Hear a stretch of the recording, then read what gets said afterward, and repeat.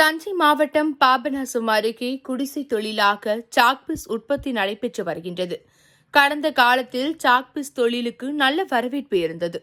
தற்போது டிஜிட்டல் முறை வந்துவிட்டதால் சாக்பீஸின் பயன்பாடு குறைந்துவிட்டன.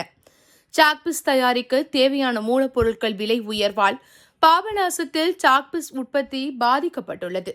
இதுகுறித்து பாபநாசம் தாலுகா வழுத்தூர் பகுதியைச் சேர்ந்த உற்பத்தியாளர் காசிராமன் கூறியதாவது: ஐம்பொன் வார்ப்பு ஜிப்சம் பவுடரை தண்ணீரில் கரைத்து ஐம்பொன் வார்ப்புகளில் ஊற்றினால் சிறிது நேரத்தில் சாக்பீஸ் கட்டி தயாராகிவிடும்.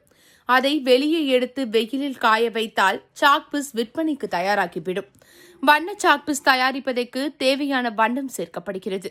சாக்பீஸ் ஆனது ஐம்பொன் வார்ப்புகளில் ஒட்டாமல் இருப்பதற்காக அதனுள் மண்ணெண்ணெய் தடவப்பட்டு சாக்பீஸ் உருவாக்கப்படுகின்றது. தற்போது அனைத்தும் டிஜிட்டல் மயம் ஆகிவிட்டதால் சாக்பீஸின் பயன்பாடு குறைந்துவிட்டது. மேலும் சாக்பீஸ் தயாரிக்கப்படும் மூலப்பொருட்களின் விலை உயர்ந்துள்ளதால் உற்பத்தி முற்றிலும் பாதிக்கப்பட்டுள்ளது. இதனால் இந்த தொழிலை நடத்துவதே கடினமாக இருக்கின்றன. தெரிந்த தொழிலை வைத்து அன்றாட வாழ்க்கையை ஓட்டிக் கொண்டிருக்கிறோம். இந்த தொழிலில் ஈடுபடுவோரின் எண்ணிக்கையும் வெகுவாக குறைந்துவிட்டன.